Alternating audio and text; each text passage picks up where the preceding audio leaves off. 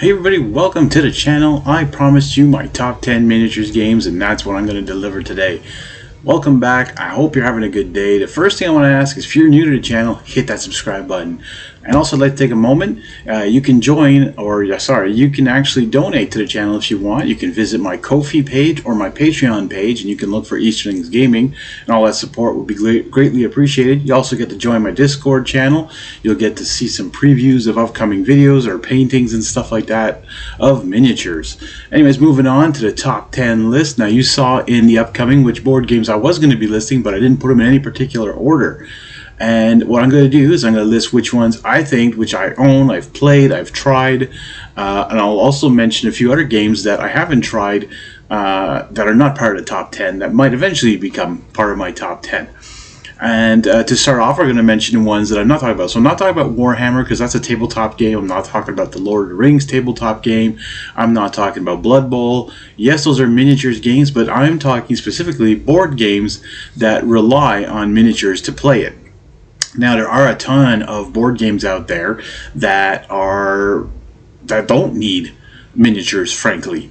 They could just have standees or just something else. But I mean, a lot of projects now are putting miniatures into their games because that's what people like, and especially hobbyists like myself love to paint them. So to start off, our number 10 is going to be The Other's 7 Sins.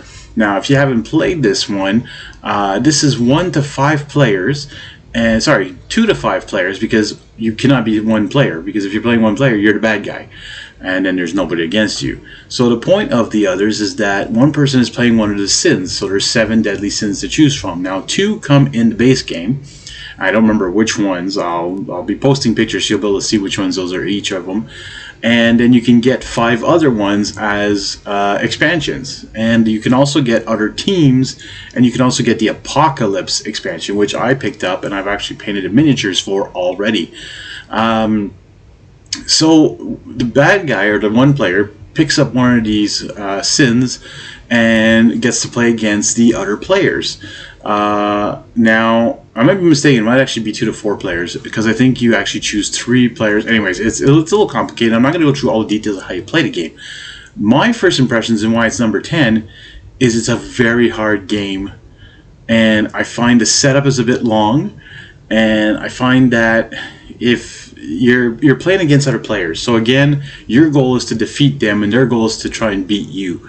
So unless you like playing more cooperative games altogether all the time, this might not be the one for you. However, if you're like me and you kind of like to destroy your friends, this could be a board game for you. Now, again, the miniatures, I find the bigger miniatures, like the actual the sins, are beautiful. The heroes, the miniatures take a bit of a side note. I find the details are somewhat lacking. I don't find they're great. Someone also did little miniatures that come in the base game. I don't know, they're just not always perfect. But all in all, the rest of the game, the cardstock, the illustrations, the artwork, amazing. And it's a long game. Like, you're talking probably a 2-hour game, maybe even longer. But on the hand, that is why it ends up in my number 10th place. Moving on, it is number 9, is AlterQuest by Blacklist Games. Now, I just got my hands on this one after I backed one of their miniatures games. Miniatures. It's a fantasy series of miniatures, so a whole bunch of miniatures, which I'm still waiting for. But this game looked promising, okay? It's an extremely long setup. The gameplay, the rules are a bit wonky. Like, you really got to know what you're doing. So you really got to read the rules, and I believe the rules book was a bit offset as well. Like, you couldn't figure out which went where and like what part you had to read first. Sometimes it was a little tough like that. The miniatures in it, though, again, once I saw them, I was like wondering if I should have canceled out of the fantasy series ones, because they look, I don't want to say cheap, but they don't look super well made. There's some details to them. I'm assuming when you start painting them, they're going to look really nice once you prime them and all that, because I find it gray that they're using. It's a very dark gray. It hides a lot of the details of these miniatures. Now I got the one that came with the stretch goals as well, so I got even more heroes, even more bad guys, and the board itself is super nice. Like, it's a big board, and then you get a second one from the stretch goals that's a little bit different, and it's actually pretty cool if you want to use it for D&D, actually, because it almost looks like the old HeroQuest board game, and it's got a lot of rooms. But then again, like I said, the playthrough is quite tough. And why I didn't go number 10 is because I found that the others was a bit harder to play. This one, once you start learning the rules and start playing a few times, you get it and you can understand it. There's just a lot of steps to do when you walk into a room, when you encounter a monster, when you encounter an encounter, and you put features and all that stuff. So it's the reason why this one's at number 9. Moving along, this is another CMON games coming up. This is Project Elite. This is a, what would you call that again? A tower defense style game. And you're also running against the clock. So there's an app that you can use with it, or you can use a timer that comes with it as well. You get 2 minutes each round to do all the things you need to do to try and accomplish, either by destroying the monsters, by finding objectives, by fulfilling objectives, and so on and so forth. And you're rolling dice this whole time, so it's very hectic. It's kind of cooperative, where before you start the timer, you can decide who's going where, who's doing what's going to be coming out at us. We're going to get monsters, more monsters, you know. So every turn is a bit of planning, and then you go. So it's a little chaotic because you hear a lot of dice rolling. You're only playing your own character. You're not playing anybody else, and everyone's playing their own characters. So you are really playing alone. You're not playing with anyone else, really. It's not very cooperative in that sense. But it's a very quick game. You're going to have it done within half an hour. Lots of times you're going to win unless it's really hard. And if you start getting a lot of monsters. But there's variants on how to play the game as well, is that you can choose to have a certain amount of bosses and not so on and come out, or how many cards you flip over to see how many bosses could actually potentially attack you. Now the miniatures. You might have seen them on my channel. I have painted the entire box. I only have the base game of this. I couldn't find any expansions for it. It was very hard to find. I didn't back this one, so I picked this up at, I don't even remember where I got this, and it's fun. It's a lot of fun. Miniatures, like I said, are nice. They have lots of good details. Again, it's CMON games, so you expect a little bit more high quality details from their stuff, because they've always proved to have really good miniatures in their games. Like I said, the gameplay is a lot of fun, and if you haven't seen it before, take a look. There's a lot of videos online about Project Elite. It's a good game. Alright, moving on to our number 7. This is a game that I found because of miniatures, and this is a Archon Studios game called Vanguard of War. This is another tower defense game, but this is really tower defense, because you actually have a tower, sort of similar to Project Elite, where if they get into the base, you lose. But this one, you have a certain amount of lives for your tower, and they're coming on a specific type of path. Whereas in Project Elite, they pretty much go they go straight forward, but they can move. You move them the way you want them to move, so you might actually move them away, sort of, or into somebody else so they can fight them. And with Vanguard of War, miniatures are unbelievable. I do have to say though, they are fragile. My son dropped one, it broke the hand off, and I haven't been able to stick it back. I've been trying some different kinds of glue, and it broke off. It's too bad, because the miniatures though are beautiful. But the thing is, they're in this weird pinkish red color, and the heroes are in this gray color. Some of them, anyways. I don't remember. It's like this weird. There's weird casting. But the bases are not your typical bases. Like, they're not just flat bases. They actually have texture to them. They have pipes. They have rocks. They have crevices. They have all sorts of cool stuff on them. So it makes it that when you paint them, which I have painted a few on the channel, not too many. I haven't got into it too much to paint them, but they're beautiful to paint. But there's a lot of details, so you've got to be very specific with how you're painting them. And if you're going with the artwork, it's a little hard to go along with the artwork, because they don't give you perfect pictures. They don't give you full body pictures. A lot of board games these days, they don't. You got to find this online. And if no one else has painted them, then you can't find any like inspiration. But you go with what you see, and then you just modify the rest. Hey, why not? Other than that, but it's a great game. It's very cooperative. You can actually play alone if you wanted to, and you can play. I think it's 4 players, and if you're alone, you're going to be playing the 4 heroes trying to attack or defend against these monsters coming at you. And again, it's a card drawing thing, so you don't know what's going to come up against you. You usually pick your random monsters, your random boss, and or I think the boss dictates which monsters are going to be attacking. I can't remember exactly, but that's why this one comes in at number 7. Moving along now, it's another CMON games, but Marvel. Yes, Marvel United. Well, I picked this one up on sale at a local Walmart, dirt cheap. Missed out on the Kickstarter for this one, and I have to say, love playing this game with my son. He played with his friends. They just loved it. The miniatures, now I've painted all of those as well on this channel. They were amazing fun to paint, and they were easy to paint. The artwork was great to be able to see what to paint them on. And the goal of the game is to defeat the, well, I guess the bosses, but the enemies, the villains. And in this base game, you only have 3, so it's, well, you know, whatever. But eventually I'm going to have the X-Men United version of this as well, which is going to, and this is a Kickstarter version, so it's going to have like all sorts of goodies and bad guys and villains and anyways. And so there's locations that you're going to be trying to fight at, and you're going to try and get rid of the henchmen, and you're going to try and save civilians. And it's a cool game because it's very cooperative, because you're playing a card and the next player can use your powers from your card to add on to their card.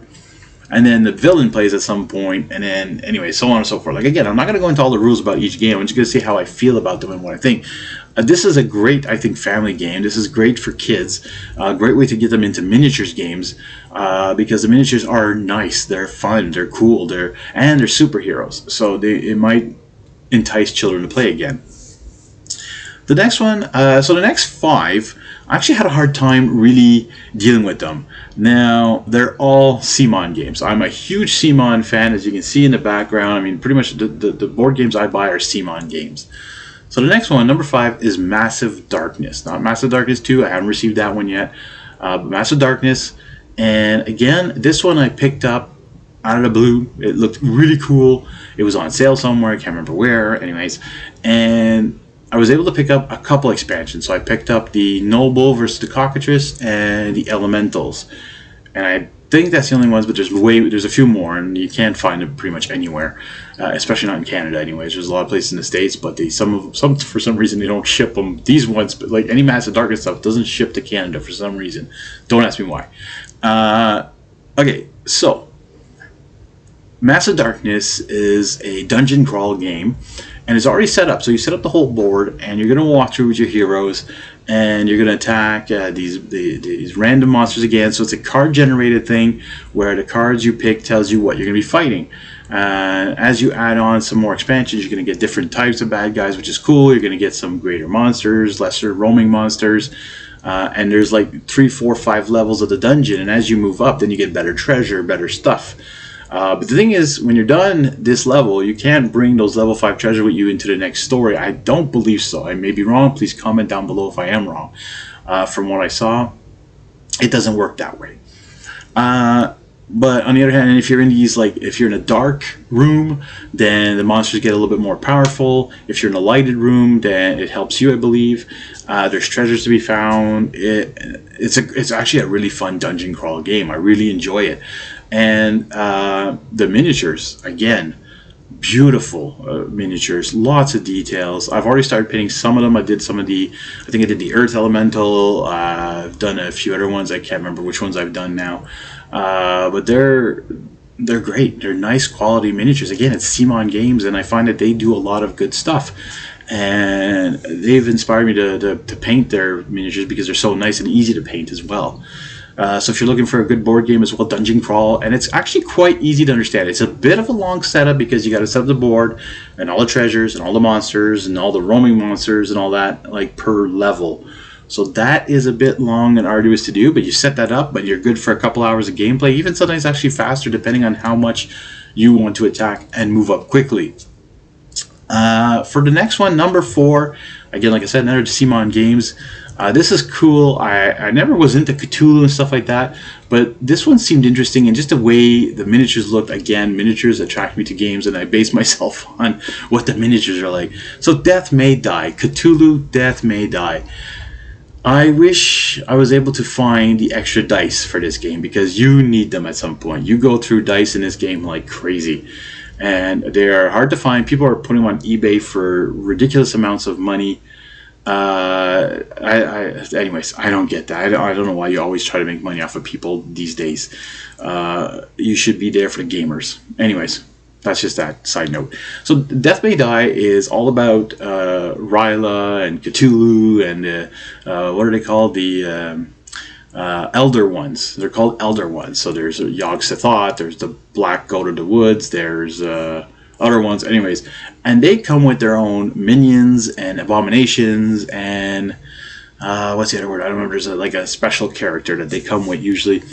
And you set up the board, and usually you're like in a house or an alleyway or something like that, and you're investigators, and you're trying to stop the Elder One from destroying the world. So if you're able to complete the challenge of that level, and there's 6 episodes, is it called episodes? Yeah, 6 episodes in the main box, 6 episodes in the expansion box, so the season 2 box, which comes with, I think, another Elder One, if I'm not mistaken, or more bad guys, more villains and stuff like that, and more stories. So you get like 12 episodes, which is really cool.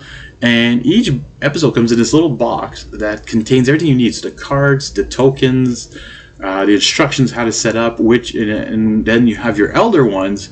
They have their own boxes with their own tokens and their own stuff and their own cards, and they tell you how to set them up. So no matter what you play, even if you play episode 3 4 times with the different Elder Ones, it's always going to be different that episode because of the different Elder Ones. And also who you play with.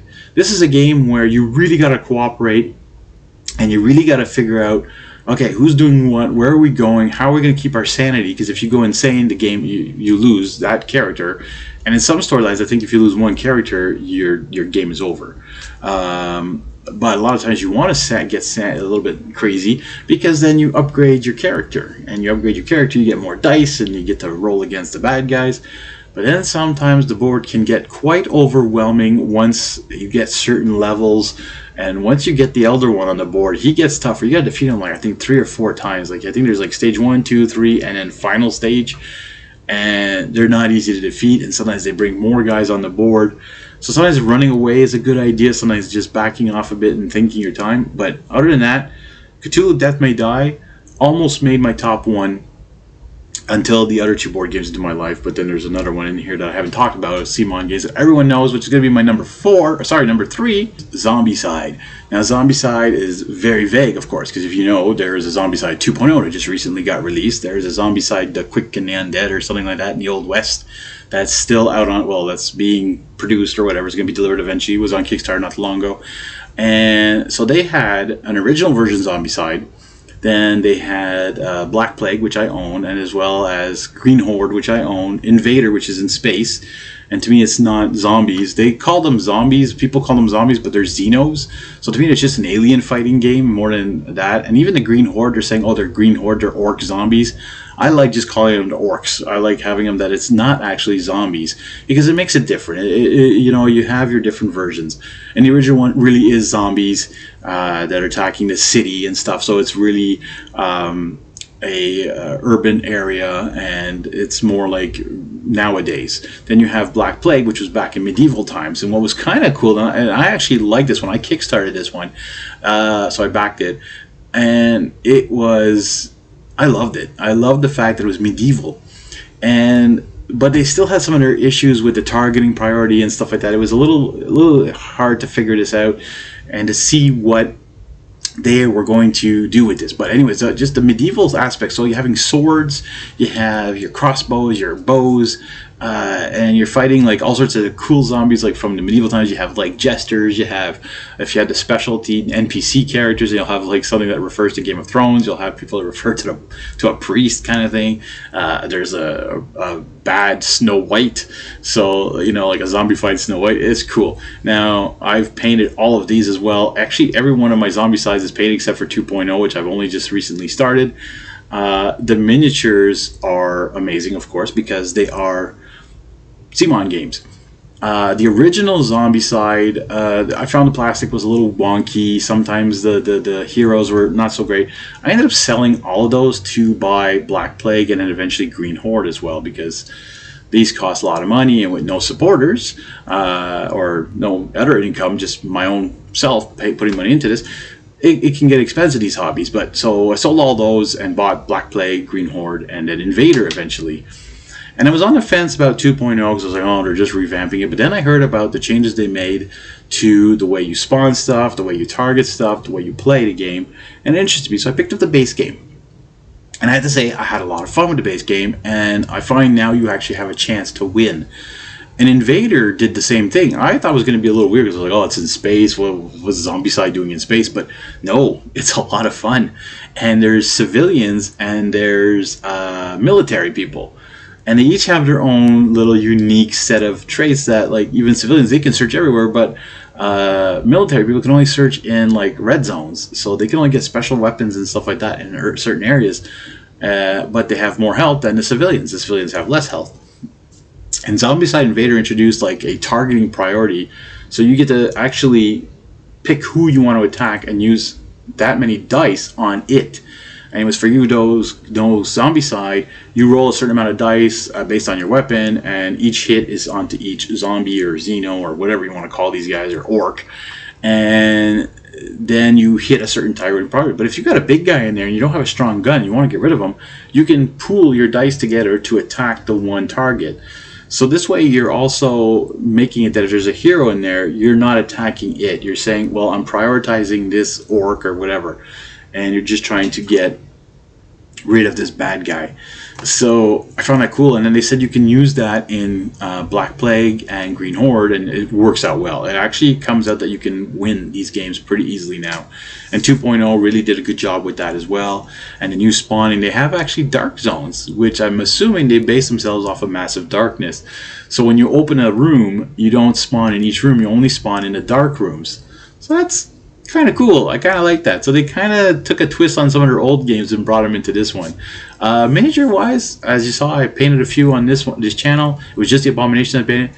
I was a tad disappointed with the size of these abominations. I found they were a little small, because you got the other miniatures, like the regular zombies and the runners and stuff, and they used to be small, but the abominations used to be like, you know, twice the size. And you got Black Plague that has a dragon that's like huge. And you've got Green Horde that has these big orcs and hulking beasts and that, and then a giant. And you have these abominations in 2.0, which are tiny. I was like, okay. And so Zombicide came out at number 3 because I've always played Zombicide. I've always tried to push Zombicide on people, and a lot of people actually didn't like this game. I love it. My son loves it. We play it, me and him. My other son just doesn't like board games, so that's why I don't mention him too much. But my youngest son, he loves to play Zombicide with me. We have a ball playing this. I play with other friends. I've gotten a few convinced to try it out and play it. We've had some fun with that. Moving on to my number 2. This one is a very recent one, and I was so pleasantly surprised at how good it is. And that is Ankh, Gods of Egypt. Amazing. Yes, it's an area control game. People are like, oh, it's Risk. Oh no, can't play area control games. Well, if you've played Blood Rage, you'll love Ankh. Now, Ankh is the third game in the trilogy, as they're calling the Eric Lang trilogy. So you had Rising Sun, Blood Rage, and Ankh. I've never played Rising Sun. Doesn't interest me too much. I've read a bit about it. It doesn't seem interesting.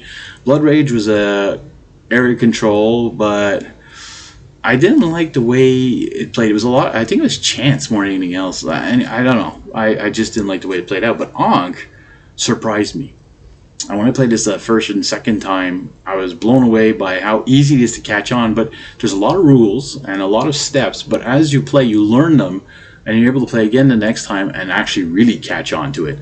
And the miniatures are mind-blowing. The details on the gods, on the details on the guardians, on your minions, or I don't even know, the priests, anything like that, just amazing. They really went all out on these miniatures. And you're talking about gods that are like this tall. and like guardians that are really strong, really cool. I started painting them on the channel. They have amazing details, beautiful miniatures. The board is beautiful, and I was lucky enough to get a late pledge on this, so I did get the Kickstarter exclusive stuff, but I missed out on some other things. But I did pick up the Guardian set and the the Pantheon set. Or did I get the... No, I got the Guardians. Yes, I got the Pantheon set, which adds on a little bit more to Guardians. The Pantheon set adds the rest of the gods, a whole bunch more gods. So now you have tons of them, which have a whole bunch of powers. They're really cool. The Guardian set gives you all the Guardians you need to play this game. There's like a pool now of Guardians, and my whole box is just Guardians. And then I didn't get the Pharaoh expansion because this adds on another board onto the board game. And every time I find that games do that, you kind of lose sight of what's the game itself. Now you have like this with these priests, and then there's a whole like law and civil stuff and politician stuff. I'm like, no, nope. I don't want to get into that. I'm good with just the base game and attacking people, taking over areas of Egypt and around the Nile and just destroying people. And what's cool now, a lot of people didn't like this aspect, is the merged god. So if you're playing more than 3 players, 3 or 4 players, then whoever's in the bottom of the I don't remember the name of the track, the honor track or something like that, the fate track. Anyways, you merge the 2 gods, and then whoever had the highest god is the one that like keeps their god and their powers and stuff. But then the 2 players are playing together as 1 player against the other 2, so it's pretty, or the other 1. So that's really, I find that a good one. I find that really cool. Anyways, Ankh. Great game, great miniatures to paint if you're into that, or just even if you just like miniatures, go for it. It's worth it. I find it really, really cool. All right, number 1. All right, it might surprise a lot of people out there, but I took a liking to this one really quickly. Ankh would have became my number 1 if this one I hadn't played. So this is Bloodborne, the board game. What a game! I'm sorry, but if you haven't played this, or if you're hesitant in playing this, it is so much fun, especially if you're playing with other players. And it's so cooperative, and it's so random because you're choosing certain tiles based on the story. Now in the base game, you get, I think it's 3 stories, and each of them have 3 episodes. So you're talking about 9 episodes in total, but if you fail an episode, you have to restart. But that gives you an advantage that you know what's coming and you know what you're looking for, because the first time you play through, you have no idea. And they tell you in the actual rules, don't read the cards, don't read up in advance to see what's going to happen. And I haven't. And so we have a campaign going where every week or second week or whatever, it doesn't matter, every time we play, we're going to do another story, like another episode of that storyline. And we've passed one, and then the second one we actually failed at the last minute, so we're gonna have to restart it. But we were like, oh, do we restart another story, or do we start this one again? And it's only the second episode we're restarting, not the whole thing, not episode 1 or just episode 2. And when you restart, at least you, like I said, you know what you're doing. Now there's some expansions that I picked up. I picked up the Canehurst the Canehurst Castle and the Forbidden Woods or Forsaken Woods, and the Chalice Dungeon, which I've completely painted. That one, the Chalice Dungeon, has been completely painted. That's on this channel as well if you want to look at those miniatures. I have not played that one, but I'll get into that a little bit later. So the Forsaken Forest or Forsaken Canehurst Castle and the Forbidden Woods, or whatever it's called, Forbidden Forest. I keep forgetting the names. They're right like behind me, literally right there. Great gameplay, a lot of fun. And what's cool is that your tiles are randomized, so the story will tell you which tiles to use and then how many to throw in depending on the amount of players.